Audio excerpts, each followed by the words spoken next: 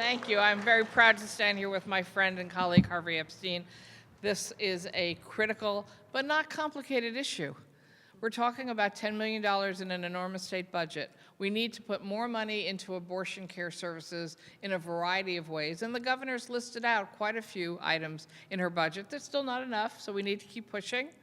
But this is the issue that she hasn't noticed yet. So we need to make noise and help her understand that we can have the best laws on the books. And I'm really proud of the work I've done for years trying to make sure we do have the best laws in the country on rights to access, to have privacy, and to make decisions about your own body with your own physician.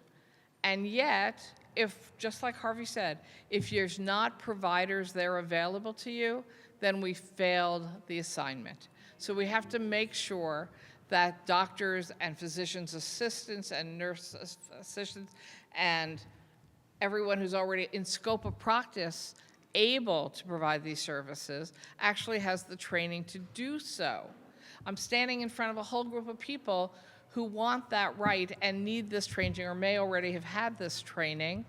And I can't emphasize enough that there are deserts in parts of New York State where you can't find a provider already, and we're supposedly the state with all the right protections. So we need to make sure we have providers who are trained and qualified to do this work. And by the way, when you talk about abortion, you're also talking about pregnancy management. Right. You're talking about the possibility of miscarriage. And imagine if you have a miscarriage and no one knows how to take care of you.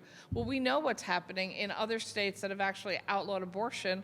Turns out they won't even care for you if you show up in an ER having a miscarriage. And we see women going septic and dying. We see women being told afterwards, oh, you'll never be able to have a child again, because you didn't get the medical care you needed at the time you needed. So this is urgent, fundamental health care.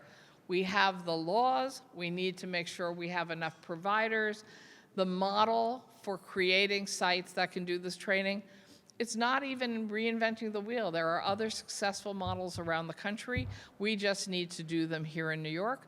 And I was asked by a radio reporter last night, so there's all these states that are no longer providing abortion. They must have lots of healthcare providers who are already going to do this. Why don't they just come to New York? And I said, great.